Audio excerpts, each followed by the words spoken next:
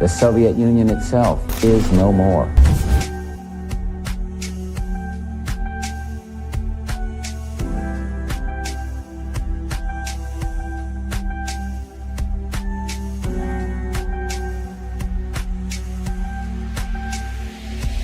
The United States military has begun strikes.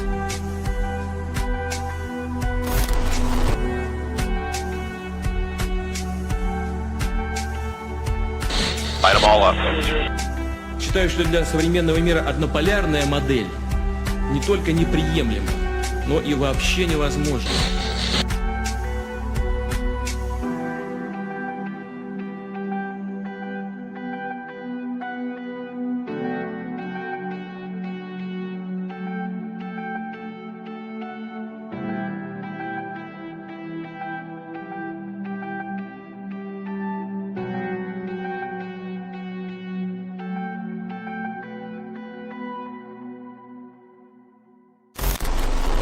Народные республики Донбасса обратились к России с просьбой о помощи. Мною принято решение о проведении специальной военной операции.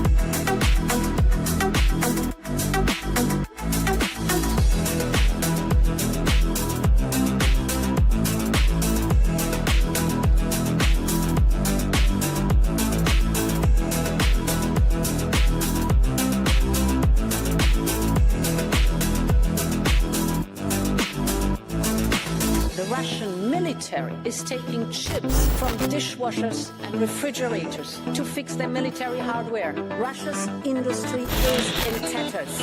Putin is now isolated from the world more than he has ever been.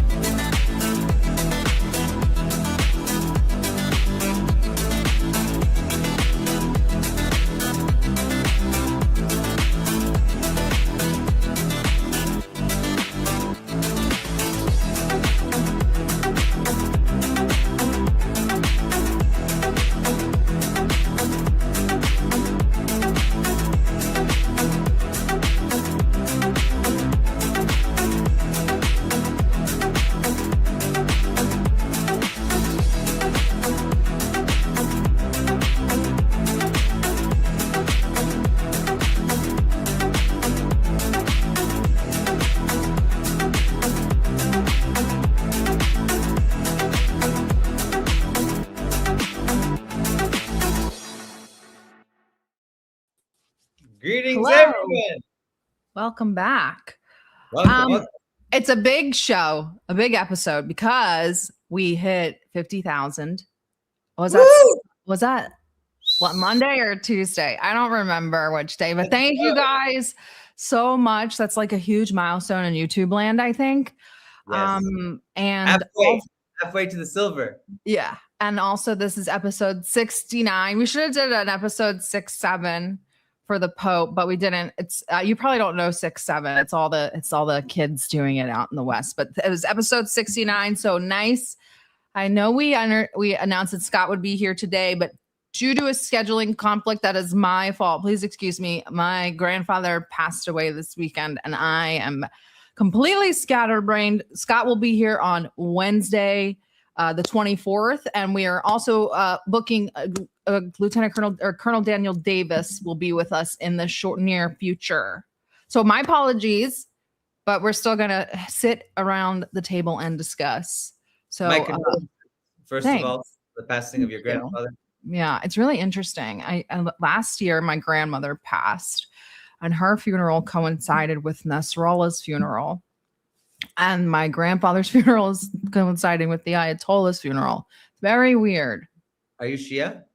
I think I might be in a past. My grandfather is part Syrian, very, very small, but Why not? why not? Before Listen, what? Go ahead.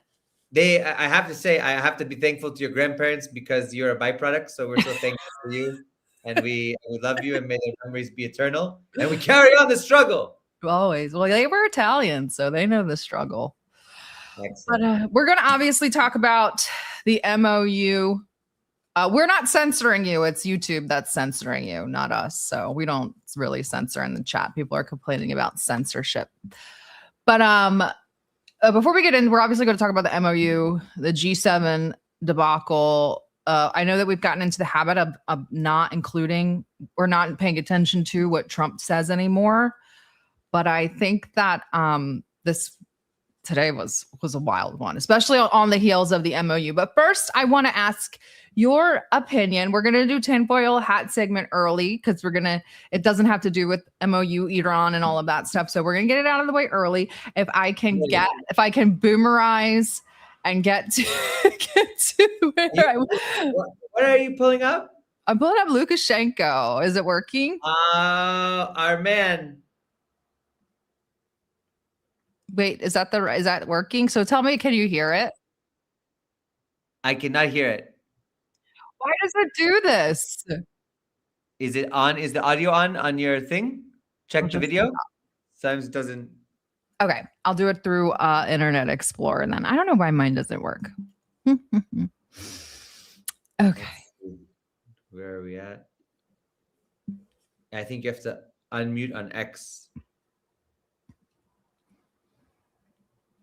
Can you see it? Yes. Oh, I see the mute. Oh, can you hear it? Good. It's good. Okay. Страна, которая обладает колоссальными ресурсами, как, допустим, Россия в конфликте с Украиной, чтобы воевать с Do you see the video? более что Израиль окружен мусульманским миром. Да, он разнороден, мусульманский мир сегодня. Они не могут договориться, у них нет этого единства. Но кто его знает? Я всегда говорю, что война непредсказуема. Она может развернуть события в таком направлении, которое в мирное время трудно предсказать. Поэтому здесь надо Израилю быть поаккуратнее и поосторожнее. Они уже так в мировом сообществе получили такой рейтинг, что дальше некуда, разбомбив Газу. Даже в историю многие посмотрели. Какой Холокост? Какой может быть Холокост, о котором израильтяне говорили, когда они убили столько людей, и прежде всего женщин и детей? Детей ведь в Газе погибло много. Там вообще все стерли с лица земли. Какой-то курорт собираются на костях людей построить. Это же глупость полная. Поэтому Израилю тоже... So this clip obviously sent them into a tizzy. So this clip, he just sat down with Al Arabi on Monday, right? He did a whole, obviously there's tons of gold in that interview if you guys want to watch it. Obviously he talks about other pertinent issues such as the SMO. He also says, well, if I'm the last dictator in Europe, you should consider yourself lucky for meeting the last one. There will never be another. So he says a lot of Lukashenkoisms like that, but that is the one that obviously stuck out. It went viral on the post. And I didn't really even think of it as offending the Jews in that way. I thought of the post as a poignant moment where someone who comes from a country that was ravaged during World War II is saying, like, how can you continue to use the Holocaust to excuse this behavior? What are you talking about? Look at the children, women and children of Gaza. That's the way that I took it. So that's why I posted it. But after that, so that was on Monday that I posted that. So I'm guessing that the interview took place early that morning. And then on Tuesday, this is all in my time. So I'm West Coast, United States. So early on Tuesday morning, the Israeli Foreign Ministry said, the remarks made by the president of Belarus, a country that knows all too well the horrors of the Holocaust committed on its own soil, in his interview with Al Arabiya are unacceptable and deeply disturbing. Any comparison between the Holocaust of the Jewish people and Israel's just war against terrorism must be unequivocally rejected. Equally appalling is the revival of vile, outdated, anti-Semitic conspiracies that should have long been consigned to history. So, what are the conspiracies? I don't know. He didn't say anything that was wrong. He didn't even espouse any like revisionism or denial. Okay, so that was yesterday. And then so I didn't even take notice of any of this until this morning when I saw this post shared by someone else, the Israeli MFA post. And then so I looked through the comments on our Lukashenko post, and they're like crazy. Some TikTok, pack your stuff for the last journey, Mr. President. Stuff along those lines. This is the same. Yeah. Yes. The idea, like just Lukashenko, the dictator of Belarus, this will be his last interview. This is Putin's attack dog. Every ruthless dictator will fall. Give me a fucking break. Just stuff like that, right? Wow. And so today I woke up to the news that a bus of Belarusian children was targeted by a Ukrainian drone. One dead. Also, I want to, I want to make note that thankfully, inshallah, or alhamdulillah, none of the children passed away yet, though some were severely injured, right? I think that the tour, like the chaperone passed away, unfortunately. But the children none of the children were killed, but they were severely injured, a few of them. And Ukraine is denying that they had even drones in that area. Well, that could be untrue, could be true. But what I don't like to make these connections because you avoid being anti-Semitic or you avoid doing conspiracies. But this just feels weird. And I've been paying attention to the SMO for the whole time. So have you. I don't recall, especially Belarusian civilians being targeted like this, kind of out in the open. It feels like a message. I don't know. I don't like it. And I don't like I don't even like having my thoughts go this way. But what do you think? Well, listen, remember what Zelensky said. He wants Ukraine to be the second Israel. Remember? He said that. I didn't say it. He said it. And it's not anti-Semitic. It's from his mouth. So we know that they targeted 18 girls and 3 boys in Starobelsk. I went there. We reported on it. DD Geopolitics was there on the ground as it was still burning. We were there. And then this happens. And the Russian Foreign Ministry says this Ukrainian regime cannot stop targeting children. And let's be honest. We've been talking about this for well over a year plus, that Ukrainians, that euphemism that we use with Andrei Afanasyev and things like that, it's not far from the truth. And actually, when I heard this, the first thing that came to my mind was another sacrifice of the Epstein class. Really? Like, it's like, that's just where the mind goes now. All I can think about is the fact that they are deliberately targeting children. Okay, if there was a tank next to the bus, I could understand. Maybe it missed, maybe a couple meters here or there. But this was a bus full of kids going to an event. I think they were a sporting event, right?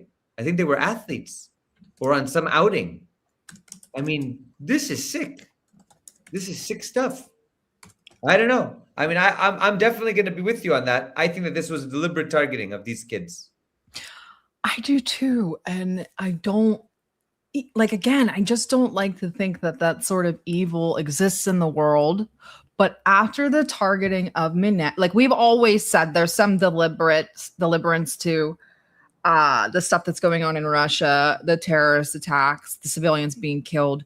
But it was after Minab and I saw the reactions by Americans, even regular Americans, the media, it was very much like one person, I don't even know if I'm going to get a strike for this, but Andrew Wilson said that it was good that those children were killed because they were saved from a future of sexual abuse at the hands of pedophiles. Correct. Which is incredible. I mean, I'm a yoga instructor. I don't even think I could bend that way. That's some mental gymnastics, Olympic level mental gymnastics. Like I was like, wow. But after that, and there was another couple people that I think they're, you know, those realists who are very American imperialists, and they were like, no, we killed them because they're IRGC kids and we needed to send. So some people were actually admitting it. And I was like, okay, we're getting to the place where we're admitting it. And I'm 2 days after he makes a statement where we think is innocuous, but throws everybody into a tizzy and the Zionist side. And 2 days later, a bus of children is hit. It's too much it's too in your face. Absolutely. It's too in your face. And I think it's deeply, deeply disturbing. It is. And that's why I was like, I don't even know if I want to like sort of bring this up. I saw the news when I saw the news today or yesterday. I think it was yesterday when the news broke, or early this morning. I'm trying to remember because the days kind of meld together these days. But immediately the Russian Foreign Ministry commented on it, and I saw all the channels. And once again, it was another. I mean, Star of Bells just happened, and then this happens. You know, I've said it all along. This is a sign of desperation of the Ukrainian regime. Like they know they can't defeat Russia militarily. And now they're just going for the lowest hanging fruit, so to speak. They're just killing civilians and they're killing kids. And they want to put pressure. They want to put pressure on like the pro-peace or anti-war movement. They want to foment internal discord in Russia. They really do. What if it wasn't a Ukrainian drone? Oh, if it was, hypothetically, let's do a hypothetical. If it was an Israeli drone, it's very far from home. Azerbaijan. Still very far from home. And a drone that big would have carried a bigger punch than that. Because one person killed, 8 or so injured, that bus would have been gone. Oh, it was like a baby FPV? Yeah, it was a much smaller drone, much smaller warhead. That's when I saw the images. The bus didn't even look fully charred. Well, yeah, when I heard that only one person passed, unfortunately, and thankfully only the children were injured, I was like, it must have been quite a small drone. But don't forget, there are former IDF soldiers in the Ukrainian military. True. So True. It's not out of the ordinary where somebody gets a text message, hey, target something, Belarusian kids something, and here, we got intel that these kids are going over there. I actually wrote an article. It was called From Gaza to Donbass. That, especially between the militaries, that's pretty much, there's no border really existent. So that's a really good point. I didn't even think of that. That, you know, these, or even just regular, dare I say it, Ukrainian Jews that are just. You never know. You never. Could even be an Azov guy who's getting paid. It could be an agent. Seriously, it could be anything. Yeah. Mossad says, "Hey, we got That's this." a really hit. good point. There's so many other people in that military. Like we could say it's a Ukrainian drone, but who the hell knows who the operator is? Yeah, the operator could be somebody who's just hired by. Yeah, that's a that really military good point. infiltrated big time. Not to mention, the Israelis helped to arm the Ukrainian regime. Exactly. Yeah, and if you guys want to read it, From Gaza to Donbass is probably the best article I've ever read. I think it's the best article I've ever read because I didn't even know half the stuff of how they're so well connected, especially through the military. Where do all the corrupt Ukrainians go? To Israel. Okay, there it is. There's the answer. You know, doesn't have to be the Israelis themselves. They just have their people down on the ground too. You know, they just activate their units. Yeah. That's the sick part. That's the sick part.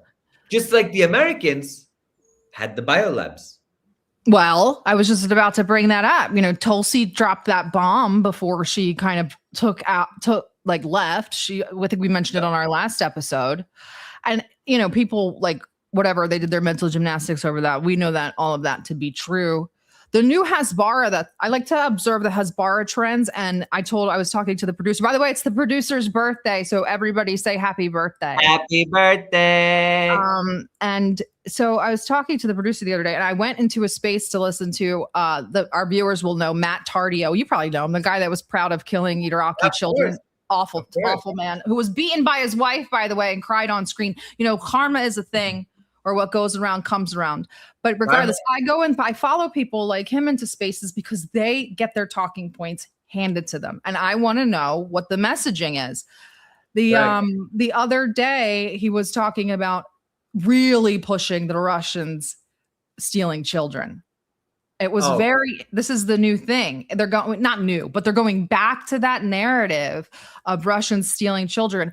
And you know how with the Israeli propagandists, because he is an Israeli propagandist, he works for the GHF, he's affiliated with those guys. They always are doing projection or getting ahead of something. Yeah, so for sure they are. I'm like, why are you all of a sudden talking about the Ukrainian children while Ukraine is killing children? Exactly. So I don't know, man. This is all very like harrowing and very dark. I gotta send. So I was on Zvezda. I don't know if everybody saw the episode clip that I was on. We posted it on my X and on DD Geopolitics. We are going to have some media here. There was so I was at this. I was doing Zvezda's program about 2 hours, and there were 2 clips that went kind of viral in these parts. But I asked them to kind of, I wanted to get them because I want them to be part of our conversation today. And one of them, I think, is going to become a meme for DD Geopolitics in its own right. Okay. Because we started the conspiracy segment, so we have to have this clip, which is also conspiracy oriented. We'll wait for the producer to put them on. But I wanted to bring up, what do you make of Larry Loomer's meltdown over the fact that Tulsi Gabbard is supposedly recycling Russian information about the biolabs? We have to approach, like, I don't really, I look at things, especially with these kind of influencers and propagandists, because they show you trends if you read them right. What is she telling us? The Zionists are going to start going after the Russians, period. They're going to utilize Russia as this sort of scapegoat. That's really interesting to me. Is Trump getting too close to Russia?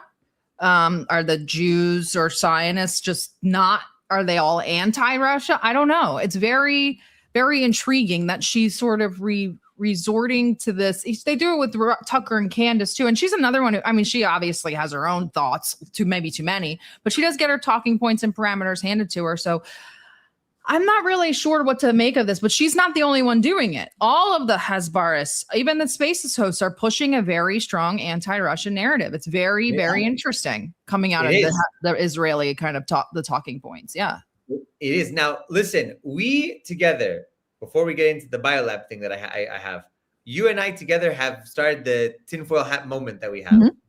All right, so this is on Russian national TV. Get it. In the Western media, we're all conspiracy theorists. No. So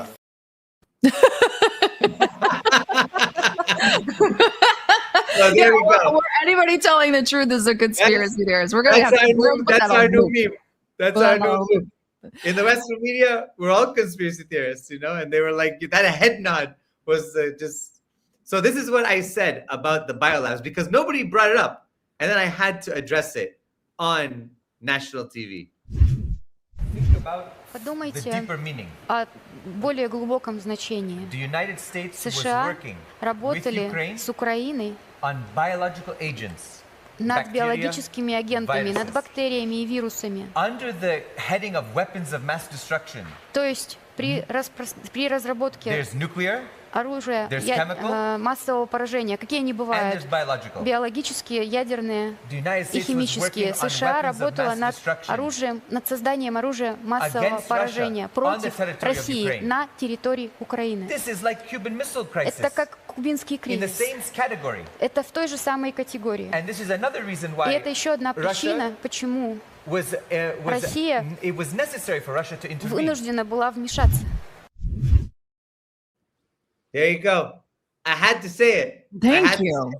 I had to say it. Stop doing business with these people. Stop negotiating with these people. Stop doing business with these people. They're only moving the biolabs to Argentina. I know. Or down there in Honduras and all those areas. So just stop. I'm so glad that you got a chance to talk about. And what was the reaction? Kind of like, yeah. Listen, the reaction, everybody was like, damn, I mean, he can say it. He's the American journalist, you know. But I just break through all the barriers because everyone's like, oh, we're negotiating. Oh, right. And you're like, well, I can say whatever I want. I'm like, fuck them. I don't give a shit. Right. I can't even go home. Fuck them. I don't give a damn. I'm here because I'm on the no-fly list. So I can say it. That damn Trump, you know. Well, but yeah. It's necessary. It's necessary, you know. That's so true.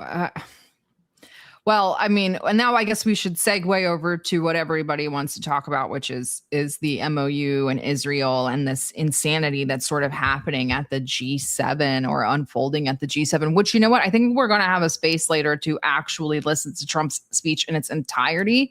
I pretty much stopped listening to his statements for the most part, but this one, I really think people should listen to. But first, I want to start with maybe another. This is for the conspiracy-minded people too, as well. But this all happened this week. Without the United States, there would be no Israel. Wait a minute. Without Israel, without the Jewish Foundation, there would not be an America. We owe our very existence to what happened in this land. Wait a second. In the Western media, we're all conspiracy theorists. No.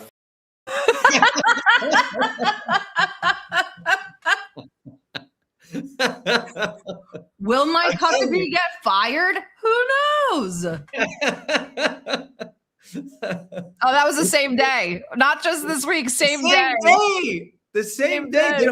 They don't think that we pay attention. They're like, these idiots. It's like, you know, Roman times. They just need bread circus and they don't even pay attention. They don't listen to. We are paying attention. I'm taking careful notes. It's insane. And it's like, they're both kind of right, I guess, if you ask me. I mean, the United States was built on a sort of Judaized Christian foundation. And nowadays, I guess you could say that America or Israel wouldn't be here if it weren't for America, because they wouldn't be able to exact all of these genocides and destruction across the region, and they would be fucking around and finding out right now. But so I guess maybe they're both right. Who the hell knows? All right, guys, let's get into this MOU. By the way, how many versions of the MOU have we seen? I don't even know. I stopped. I got the one version leaked by Barack Ravid. And I said, you know what? There's two options. And I posted it like this on the channel and on the Twitter. And I said, you know what? There's two options here. Either he's telling the truth, which means that it's a win for Iran, or he's not telling the truth and he's putting out bullshit to try to get the United States to correct it, therefore revealing the MOU unintentionally. And I said, either way, we're in really good shape. So I'll just wait until the MOU comes out or until I receive something else. So, yep. And the producer just informed me that Tasneem just posted their version. So we've got Axios, Bloomberg, Financial Times, Tasneem, and I just informed the producer that Ben Shapiro is on Fox News freaking out about the MOU. So there might be another version on there. So we're going to go with the version of Bloomberg and Financial Times. Financial Times claims that this came from the White House, but there is no official release of this because it's just an agreement. It's not, MOU is just a letter. It's nothing. Okay. So let's try to go through these point by point. And Chris, please tell us your interpretations of these. So immediate permanent end to military operations on all fronts, including Lebanon. No future war or military action against each other. No threat or use of force. Lebanon's territorial integrity and sovereignty guaranteed. Already broken. Mm-hmm. Already broken. Israeli media, Israeli politicians, Israeli defense officials have already said we're not moving and withdrawing an inch. In fact, we're going to continue. Exactly. We're going to continue. By the way, I think it was Smotrich today who said that read the Bible. All of this was in the prophets. This was our land before, and it will be again. And I was like, These people are fucking crazy. Yeah, we say it all the time. They're using the Bible as a script. So they can just say, look at here, Christians, it's all happening. But I'm just, you got to wonder, okay, so that point one, when they put that in there, you got to wonder who's, the tail wagging the dog. Like, first of all, this is going to show, I think, where this is headed in terms of U.S.-Israel relationship. But also it could just be that the U.S. knows this isn't going to last. And they're just buying time for the market and for rearming. A lot of people I talked to said it's just a rearming period. Yeah, that's my thoughts too.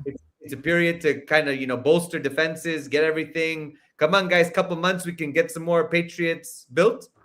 Because if you think about it, the U.S. has an advantage here in that when no missiles hit its infrastructure or defense capabilities. So it could repair in this amount of time. I don't know. I'm worried because Lebanon is stated there, right? You saw Lebanon, but it doesn't say Gaza. Integrity. It doesn't say anything about their territorial integrity. It's already crossed. Okay. Point 2, both sides respect each other's sovereignty and territorial integrity and pledge non-interference in internal affairs. How can you get the United States to promise not to involve itself in the internal affairs of Iran when the place is crawling with CIA and Mossad, and the Mossad just promised to commence more operations inside of Iran? Not only that, but if you want to have non-interference, then get rid of the Reza Pahlavi, the son, and stop supporting the Mujahideen al-Halq in Albania. Oh, yeah, that counts. Of course it counts. What's 3? Commitment to a final deal within 60 days, extendable by mutual consent. So this 60 days could be extended indefinitely. U.S. starts removing the naval blockade immediately. Needs to be fully lifted within 30 days. Traffic restored to pre-war levels. U.S. troops withdraw from Iran's proximity within 30 days of the deal. That is literally if the proximity includes the entirety of MENA, Middle East, at least West Asia, that Iran has won this war, period. For sure. No doubt about it. But also pre-war levels, Iran can't control that because a lot of shipping companies are still nervous. They're like, we've seen this act before. We've been down this road before. They don't want to lose. I mean, listen, we're talking about hundreds of millions, if not billions of dollars at stake for some of these corporations, life or death for some of their enterprises. They are being extremely cautious. In fact, so much so that Trump is now coaxing and trying to push Iranians to move faster about this. And they're like, well, we can't control it. They're not moving. It's like a queue building up.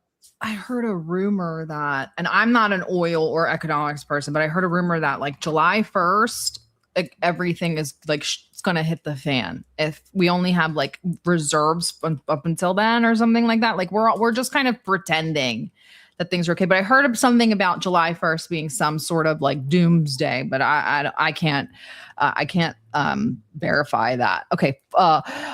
Iran guarantees free passage for commercial shipping through the Gulf Sea of Oman route for 60 days. Full traffic resumes within 30 days pending demining. Hormuz administration to be discussed with Oman and other Gulf states. So it just says free passage. And then it says that they're free to discuss that sort of toll or administrative system with Oman and the Gulf states after.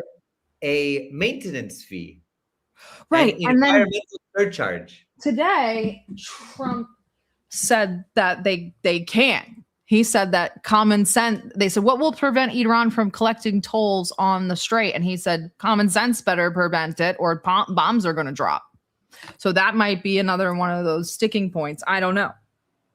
I don't know if he's saying it specifically in reference to the idea of a toll, because clearly everyone, I think, has acknowledged more or less that there is going to be a fee structure. Sure. And there should be.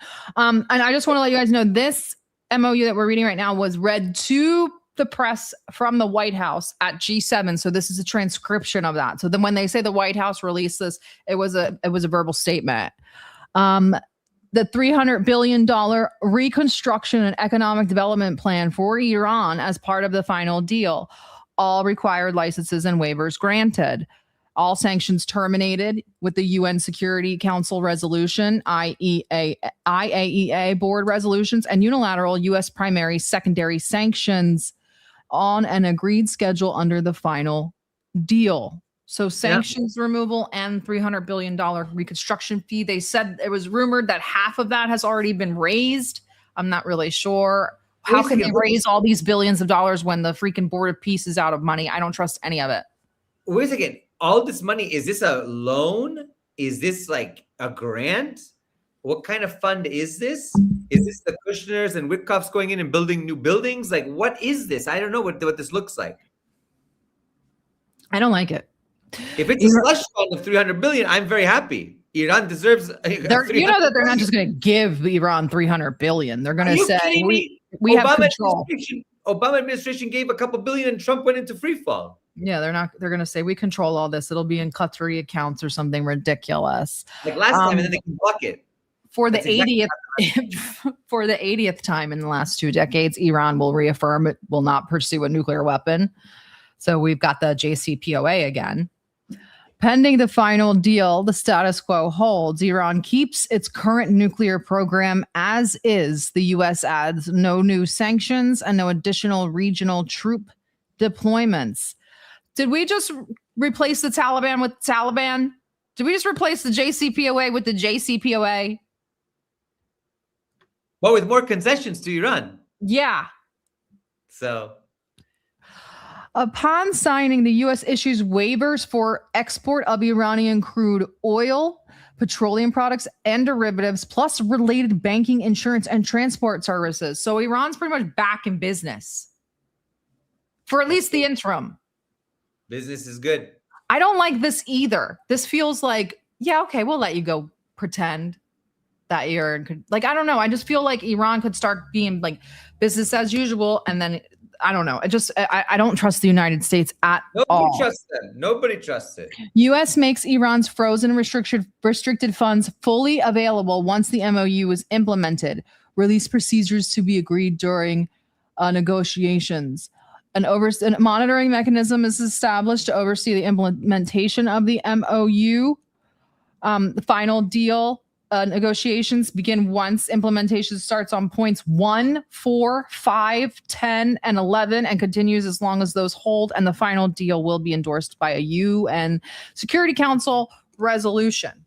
So, and thankfully the producer did this. He put the Tasnim version on its own list. We could see what is different. Oh my God. Look at this. Immediate permanent end to military operations on all fronts. Okay, that's no future war. Yep. Lebanon's final deal affirms a permanent end to the war. Okay.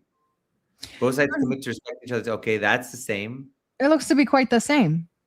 U.S. begins lifting naval block. Yes. U.S. troops withdraw from Iran's vicinity within 30 days of the final deal.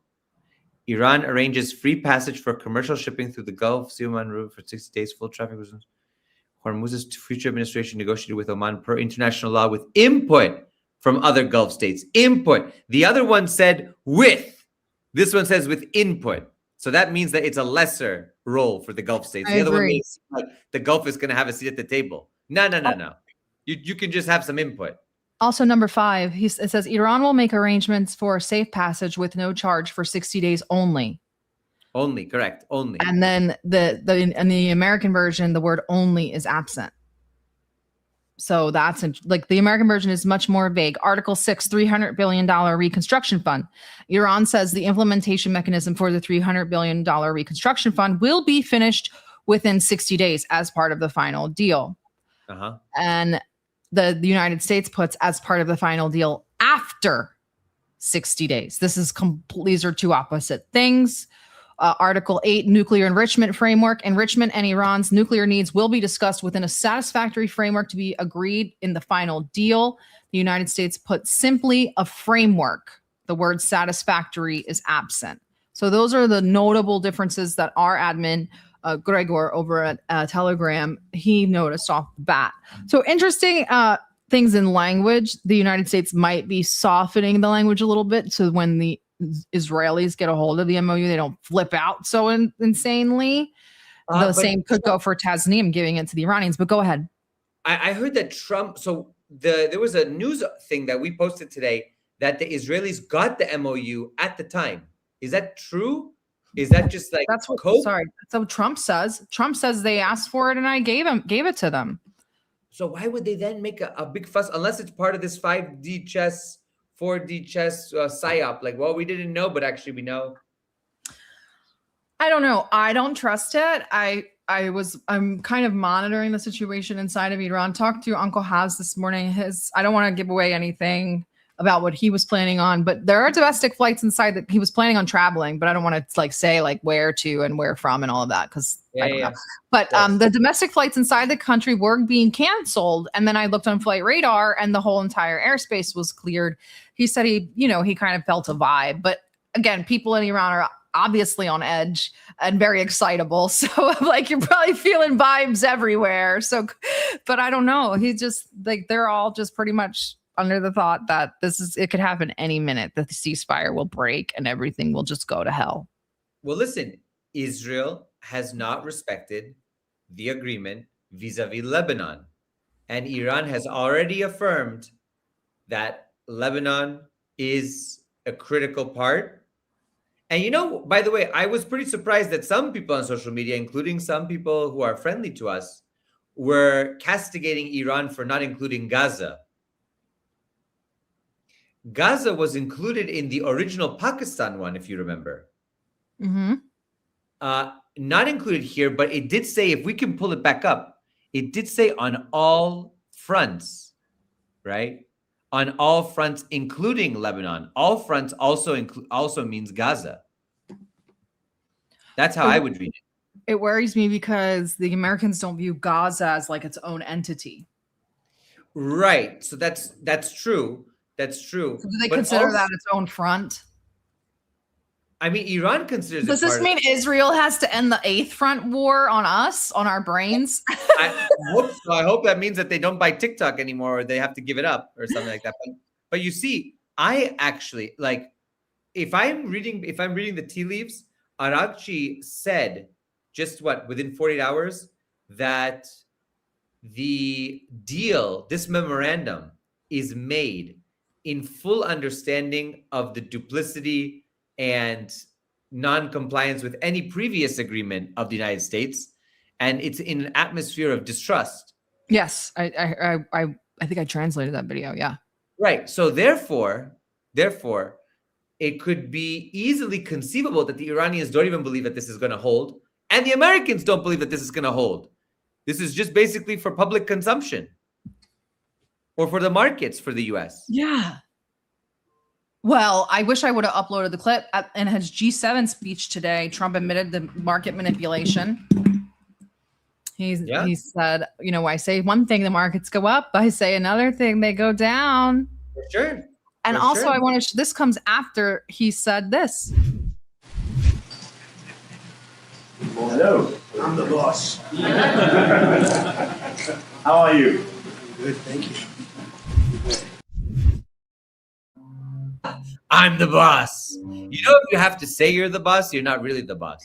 Why did he do that to a room of Europeans? And they laughed. I hate the Europeans more than I hate him, honestly, because he said so much outlandish shit today at G7 and yesterday that I'm like, nobody turned around and said, what the fuck are you even talking about?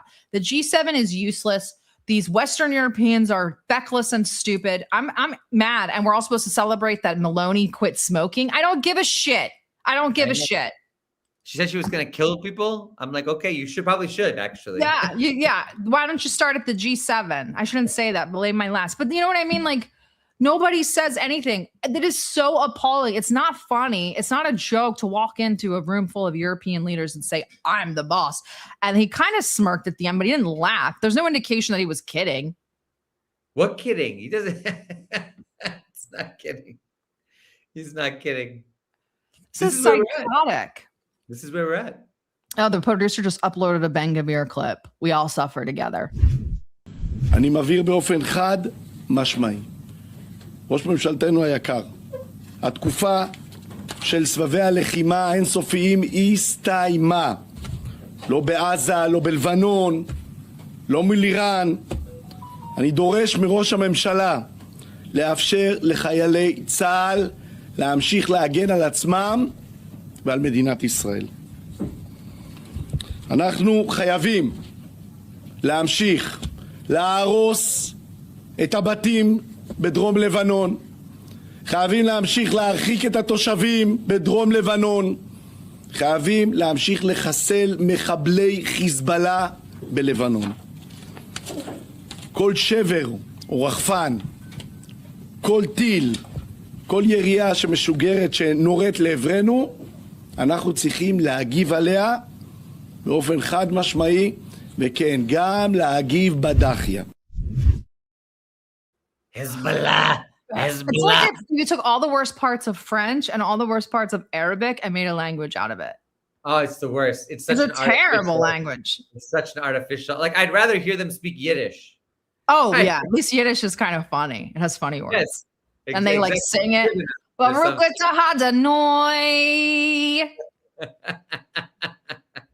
yeah, they're not going to stop. They're not going to stop bombing Lebanon. They're not going to stop. I had something else to say about. And it's pretty hectic inside of Israel right now. I just posted a post. There's a huge Haredi demonstration, which I really don't care about, but they're going at it. But other than that, there are elections inside of Israel happening. And interestingly, the Israelis are so upset about this MOU. The Likud party has shelved a campaign that they were going to do to show how much that Donald Trump endorsed Likud to try to get them pushed over the edge. Well, they shelved that campaign. Listen to this. Trump went from his high rating to like a negative rating. He did a 46-point swing in Israel in one day. One day. Because of the MOU. That's how fickle Israelis are. Iran. So now he's up there saying, I should have uploaded the clip as well about him saying, Israel's doing too much in Lebanon. You don't need to bomb a whole block of buildings just because one Hezbollah guy walked in. Then he said, I think that the Syrians would do a better job.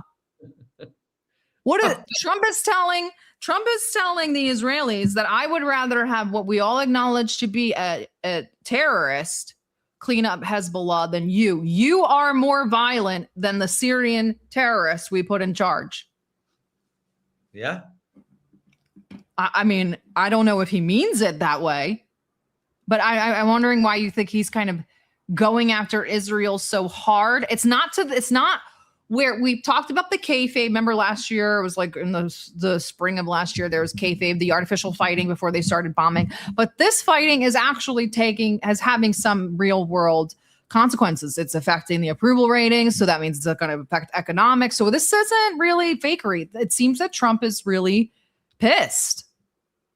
But will that translate into, for example, somebody told me yesterday here, and I was like, I don't believe it at all. Somebody said on this Vezda program that Israel will not get any funding from the U.S. in the next budget. And I'm like, you're out of your mind that the U.S.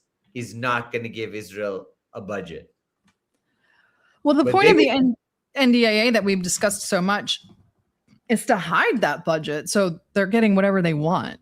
Oh, here's the Hezbollah clip. Let's look at this. Appropriate that we release the agreement, and we did send a copy to Israel, by the way. They've been a good partner. Again, I think they could do better with respect to Hezbollah. I'm not saying they shouldn't protect themselves.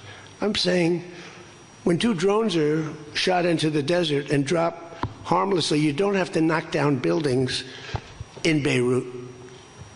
They could behave better. And frankly, they could do a better job. I love them as a partner. They were terrific. But they could do a much better job with Hezbollah. On that, I don't think they're doing well. And I feel very bad for Lebanon. Lebanon's been... That was today. It was yesterday that he suggested he would let the Syrians do it. I think they went insane over that. But it's interesting that today he's doubling down again and saying you're going too hard in Howard Lutnick doesn't look too happy in that clip. He's usually the one smiling. Yeah, and I'm wondering, like usually Howard Lutnick will be like jovial in the background. He does not look happy. So I'm wondering, John Kiriakou said that he thinks that the divide is real. Colonel Wilkerson said he thinks the divide is real. And I think that I'm not giving Trump an excuse. I hate Trump. This is not good enough to start distancing yourself at this point in time. You're already on the hook for all of the war crimes. But I do think he is getting a little sick of Netanyahu. I think it's starting to, this is bad for business. Bad for business, bad for the markets. If that's the case, what happens if Israel doesn't help to hold up this end of the agreement? What does the U.S. have in its hands?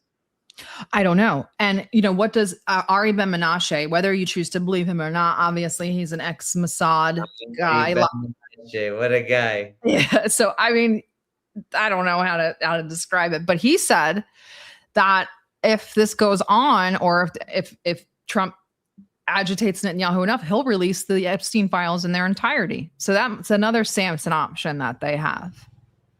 Who released them? Benjamin Netanyahu. Really? Which, I mean, we know the Israelis had the Epstein files, obviously. They were probably piped into them in real time while they were happening. But, we know that they have the full Epstein files. They probably have even more than we have, I would think. And so that's what Ari Ben Menashe said. I posted it on the large account if you guys want to check out the clip. But he does say, he'll release it. On the show. Wanted me to try. I'll try. Sure. Why not? Why not?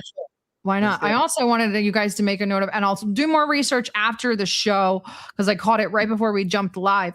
We talked about the NDAA Section 224 over and over again. Obviously, it's been drilled into people's minds because they've changed the number. It's not 224 anymore. It is now Section 219. I can't find myself with my own human eyes. I've also ran it through AI to ask them. I can't find any huge differences in terminology or anything. So it really does appear that they changed the number just to try to hide it or get it off the radar. Maybe people will think 224 is gone now. No, it's 219 now. Uh-oh. So that's crazy. They just changed the number thinking that people are so stupid. They're like, oh, we didn't find it. Well, guess it's gone. Right. And like we said here, the NDAA always passes. So the chances of this not passing are very small. They're just trying to keep you guys quiet. What's Massey up to these days? I haven't really looked, honestly. I know. So I haven't really looked. I did look at MTG because MTG was doing an interview about the NDA, and she was also saying like, this will pass. This will pass. Yeah, of course. And I don't know what.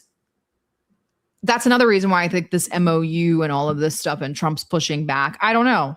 Maybe he's trying to get this MOU through before the NDAA goes through with this section in it. Maybe they're sort of racing against one another. Guys, don't forget the NDAA is by Congress. Yeah, we covered that section as well, the intelligence section. We covered that with John Kiriakou if you guys want to go back and watch that episode. But the NDAA is written by Congress. Remember, Benjamin Netanyahu personally thanked Congress.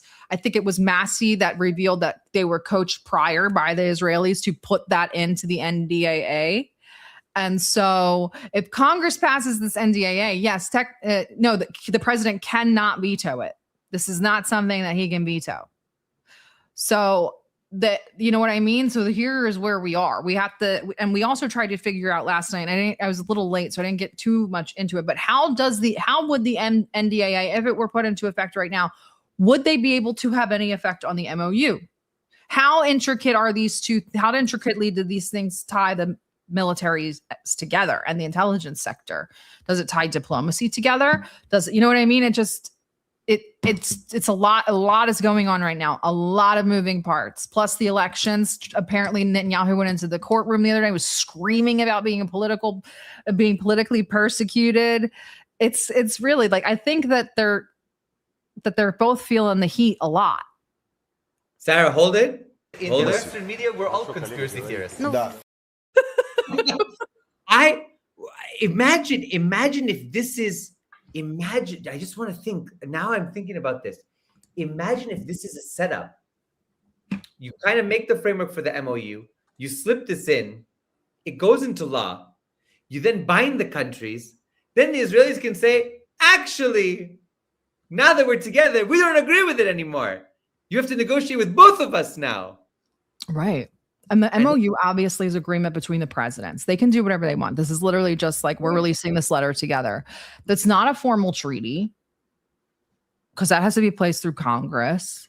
And Congress, who just is integrating the two militaries together, is never going to pass a treaty. I know, and technically the treaty would have the same value as the Constitution. It's actually it's the supremacy clause.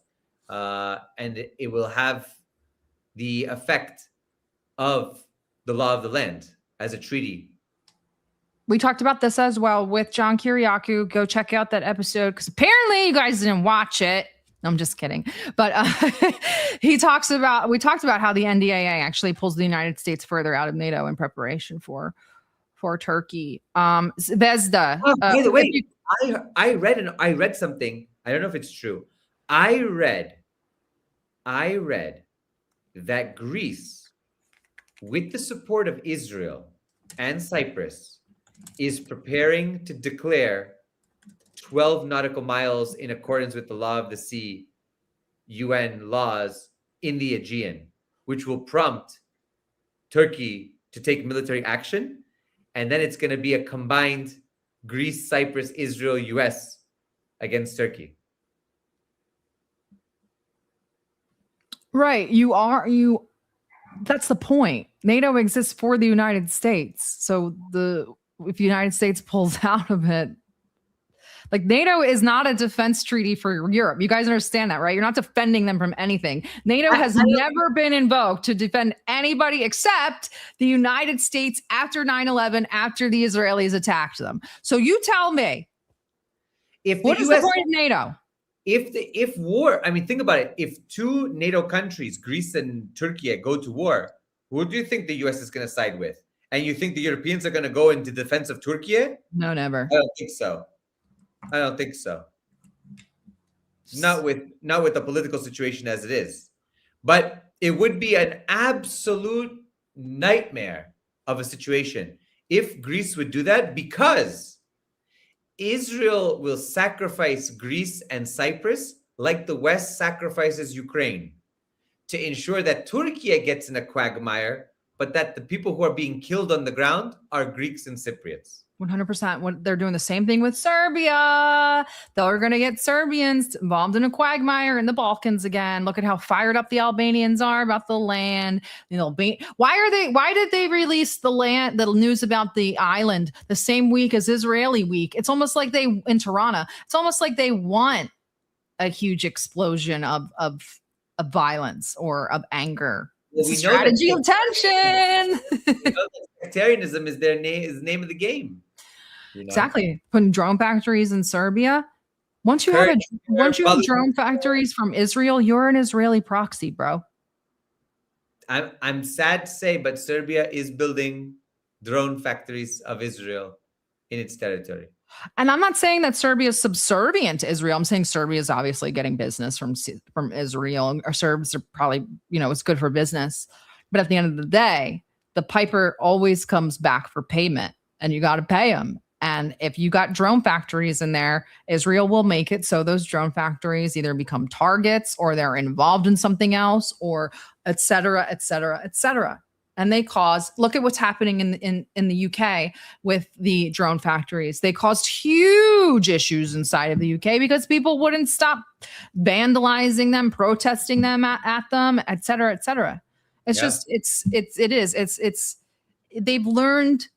They've learned from our excursions into these sort of proxy wars and our style of imperialism, these sort of treaties where we kind of get our proxies like up against the wall, like we did with Ukraine and Russia.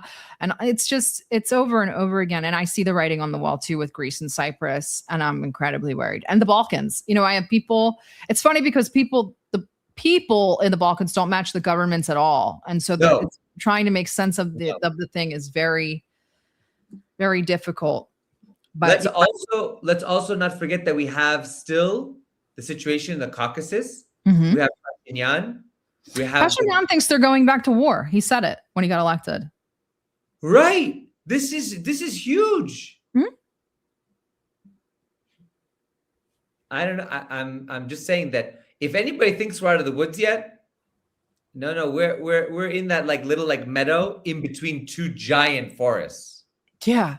It's like not maybe the eye of the storm. I don't even know if we're that far into this, but this is, I think that even Russia knows this is about to get crazy. You saw the language happen after the frigate issue yesterday with the yacht. And now the British are trying, there's a bus going by. The British are trying to blame Russians for lighting Keir Starmer's house on fire. It's just everything is starting to ramp up. It's all getting more and more irrational, which is scary, but it's also a good sign, I think.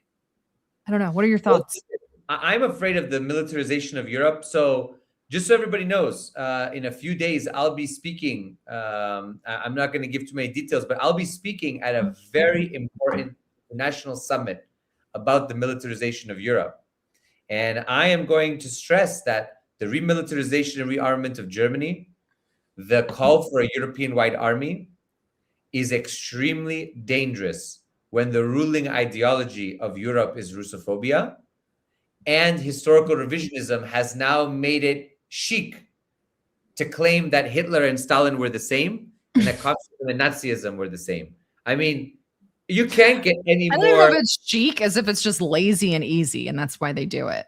Well, I know, and that's like, and the latest thing, I don't know if you know, but the latest thing in academia is that World War II wasn't started by Hitler, but by Stalin. Oh, I love that.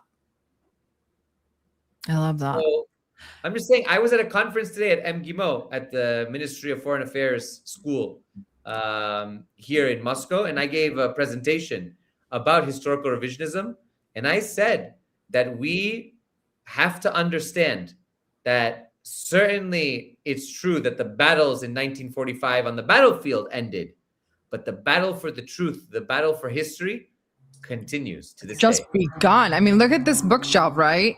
Guys, I implore you, read and get your hands on every book you can.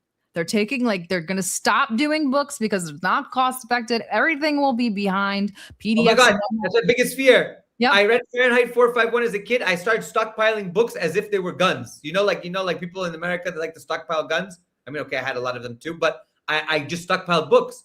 So much so that my family said, your house is a fire hazard now. I'd bring boxes of books from the library, from the library book sale, and my dad would take them out of the house through the back door and kind of put them back on the curb, and then I would bring them back in. It was like a kind of skit. But no, I'm petrified. I'm petrified of this. Yeah, all this idea that AI will just tell you, AI will find it in the book for you, or it will be in electronic or whatever. It's no. Listen, Fahrenheit 451 is when you have the big screens around the house and they burn the books. Of course, 1984 is the authoritarian sort of, book. And then we also have Brave New World. We are living in a combination of the dystopian literature. So we're getting rid of books. We got the big brothers. We've got genetic engineering and all this kind of stuff and the dream. I'm just saying that it's getting crazy. Not to mention drones. We put an article today. I think it was a Rebar's article that I saw on our on one of the posts, which was basically saying that drones have become the name of the game. I mean, they're like little Terminators. I mean, I just think whenever I think of drones, you can't run away from them. You can't hide. They're just gonna. You're actually, you can't hide from them. You're it's actually.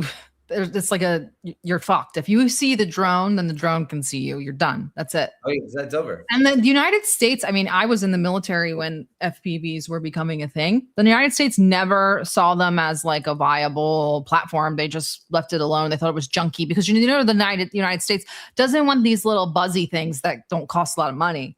They want the big things that they can use to launder millions of dollars. They don't want a $20,000 piece part drone. So they stayed away from those. And now you see what's happening to these sort of Western militaries. But the problem that I'm seeing now is that it's catching up.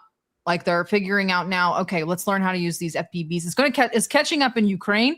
It's going to catch up in Israel because Hezbollah is wrecking them with FPV drones. So I think that that these militaries are going to start adapting to these things.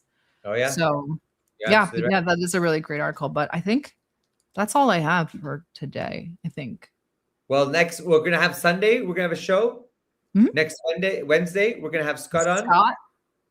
So things are happening. It's very, guys, we'll be around in the spaces talking about the MOUs. Chris will be doing appearances this week. I'll be on Friday on Revolutionary Black Network with Nick Cruz. Awesome. I will be, I have Russia 1, so I'm going to be in studio with Russia's biggest channel on Monday.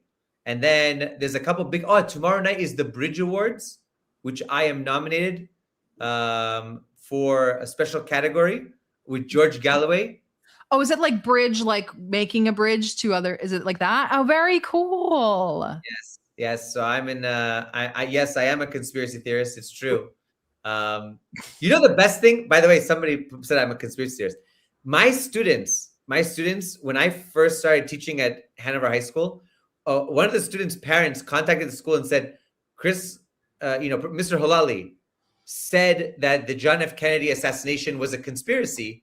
And this is clearly a conspiracy theory. And he should be, there should be consequences for this kind of teaching. So the principal called me into the office. So I said, okay, you feel this way, wait until tomorrow and I'll bring my evidence. I went home, and of course, because me and books, I have the original government printing of the House Committee on Assassinations, brought that, opened it up to the page in the congressional report on the Kennedy assassination where it said, it was a conspiracy. And I said, this is from Congress, not me, United States Congress. And then the principal was like, ew. When you all say like, oh, we read and we're like, cutesy and like, yeah, that's reading. It's right there in the black and white. But what can I say? I just want to make sure everybody understands. In Western media, we're all conspiracy theorists. No. So there it is. So I just want people to get the fact that we're living in strange times. We're living in interesting times. Isn't that the quote that it's just chaos. It's chaos, and here we go. The best place to ground yourself is in books. I don't know why, but books are so grounding. Like when I'm being flooded with information and I'm like, I can't get a grip of what's going on, I literally just pick up a history book. Listen, the reason why the discourse sucks so much lately is because nobody reads books anymore. Are you reading the Talmud? I'm still reading History of the Talmud. Yes. There you go. And I just ordered some new book. Well, they're not new to me, by E. Michael Jones. So I'll be reading those. But that's about it. Also, I will be rereading. Have him on the show? We can, absolutely. He would love to come on. Oh, all right. I will definitely email him. He is one of my favorites. Bring him on. Let's talk about everything. Talk about everything. He's a curmudgeon, but he's one of my favorite curmudgeons. All right, I'll email him after I love a doobie and a book. Well, guess maybe I can't do the two. If I got the doobie, I can't do the book. I'm the type of person that can't do it, but like people like my brother can do both, and they're like A++, like Carl Sagan type. If it's me, I'm like in what is it? Doors of perception, gates of perception. I don't know. I'm like in another realm.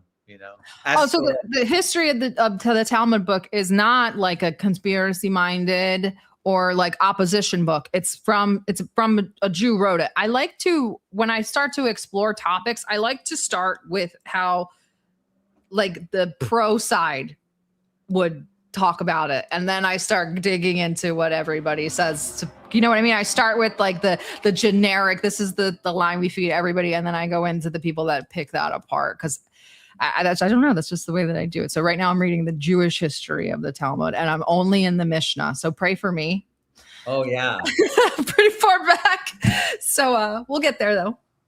But when are you going to go to the Mishnah of the Bhagavad Gita? Oh God, I already read that. I already read the Bhagavad Gita. Come on, I'm a yoga instructor. I'm a yogi. That's true. Listen, if you're not supporting Iran, you should be supporting Iran. Iran all the way. That's it. Also, guys, we interviewed Laurent Gaino this morning in Albert's space. I'll probably ask him if I can upload it to our Substack so you guys can have that. And we'll have him on again, and we will continue reading his books. Oh, here come the Greeks. Make sure to read whatever that is. Whatever. Let me hold on. I gotta plug. So on YouTube, here I gotta plug it because he's friends of the show, and I have to do it. But hold on a second. We're gonna pull this up real quick. Hold on. Stay with me. Don't go anywhere. So I had an interview with Dimitrios Liatsos. I'm gonna share this screen real quick here. So I don't know if you can see. So this is on Idiochoros here. So